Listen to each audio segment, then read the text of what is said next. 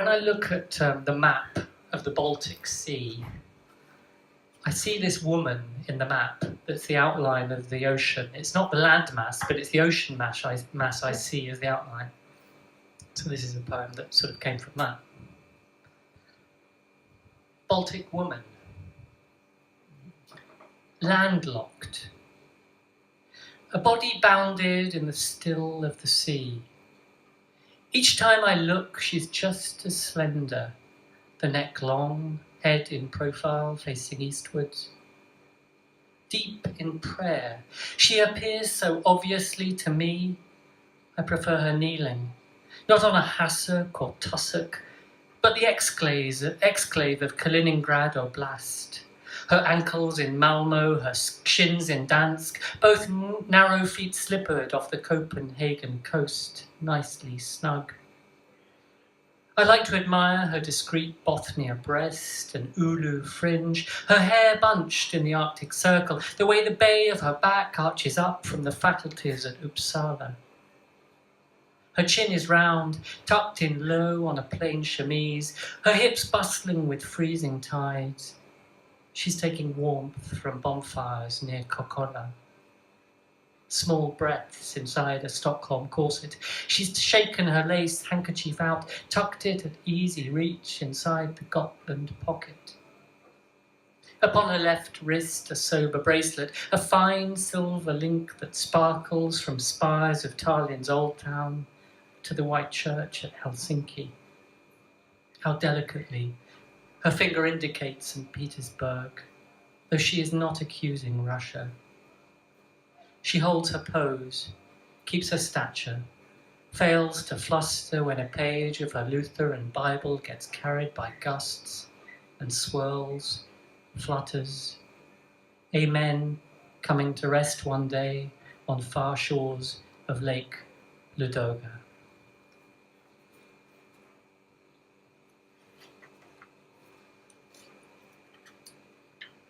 I think when you write about parental loss and you write about losing a parent, there gets a point where it actually becomes, you're conscious that, you know, the sincerity and the kind of uber sincerity is going so far that it borders on ridiculous. So I thought I'd run with that ridiculousness. Insulin. So this is kind of anagram poem where I was obsessed by this poem for a week, you know, trying to find as much vocabulary as I could that would sort of draw on insulin. So some of this is true and some isn't.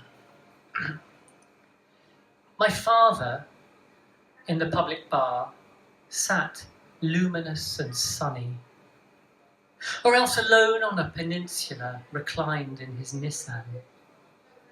Sullen consul of new saloons, he laid his own lino. A salesman's nous, he could sell javelins to the Kremlin and limousines to sultans under the lindens in Berlin, till unlucky by King's Lynn he lost his licence. His favourite wing of the Louvre was Sully. Other wings were lousy, unlike the Nolan sisters. On Aer Lingus business class Lisbon to Dublin, he once sat alongside Janis Joplin, insinuated a fling in Vilnius with Ursula Andress.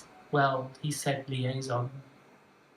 Useless at deducing the villain in Cluedo, he insisted on singing Lulu solos, had all her singles. We'd wince, hold our insults in, long for the lull.